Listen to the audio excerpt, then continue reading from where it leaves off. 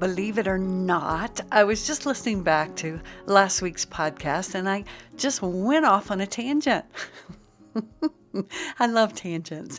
And I never got back to what I was originally talking about, which was synchronicity and how synchronicity brought me to the parent coach work and the parent coach training that I'm leading soon. So I thought I would get back to a little bit of the point here of synchronicity and opening to being called. So when a lot of the folks that work with me kept asking me over and over and over, they've been asking me for years to write a book, and that doesn't seem to be in the cards at this point. For whatever reason, I'm not able to do that or choose not to do that.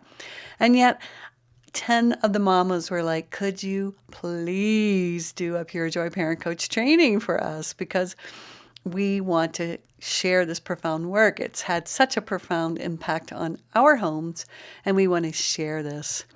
Now, this is what I call kind of a synchronicity of timing, because I was really wondering, like, what's the next step that I'm going to do? And I like to think of synchronicity as listening for certain signs or messages for my next move. And so as they began to ask me, I thought, well, okay, I could do that, but that means I got to get everything out of my head into some kind of form. Do I even know how to teach this? Can I teach this? Because I've been doing this work basically on and off for about 30 years. And after about 30 years, everything just starts unconsciously playing. It really takes a lot to go back and say, oh, this is actually what I see. This is actually what I'm doing. This is actually how it plays out. And yet they were just like, please. And I said, okay, I will do a training. And literally the minute I said it, I said, well, I'm going to need a little deposit just to make sure you guys are, really interested. And literally the next day I sent it out and they all had their deposits in. I'm like, okay.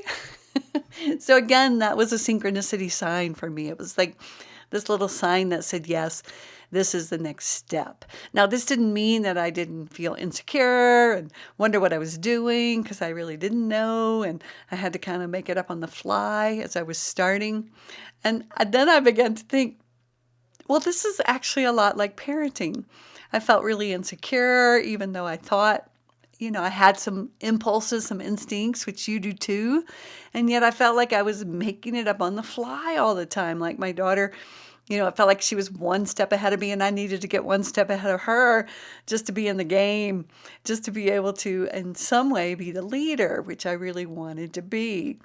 So I began to, again with her, I began to fall into a deeper space where I was listening more. I was listening for signs so that I could follow the synchronicities that were presented to me, the signs, the information, the messages I was getting about how to move forward with this, what it felt like was radical parenting. It felt really radical not to just read the books, not to just listen to my parents or the culture. That felt a lot easier to just read everything and then try to make my little round peg go into a square hole. Because my daughter is not a typical, for me, she was pretty atypical as far as what I had read about how children are supposed to listen to you and mind you and do what you say. My daughter kind of did the opposite. Every time I asked her to do something, she would do the opposite. And I got so Twitter-pated. I'm telling you, I just didn't know which way to turn because I didn't want to punish. I didn't want a consequence. I didn't want to do what was done to me. And yet I had no clue until I began to relax more and drop into that flow and enter into the field of synchronicity. Like, oh, I would read about something maybe, I would hear something, and then the next thing you know, I would see her in a different light.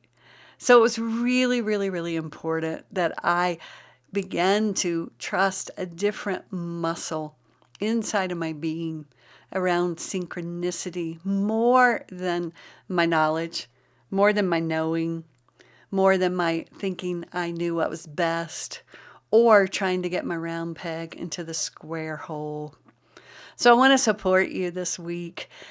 Take some time, keep listening to the signals. As I said, the reason I even did the training was because I was listening to the signals and the signs and the messages of what was the next movement. So I want to support you in doing that with your parenting.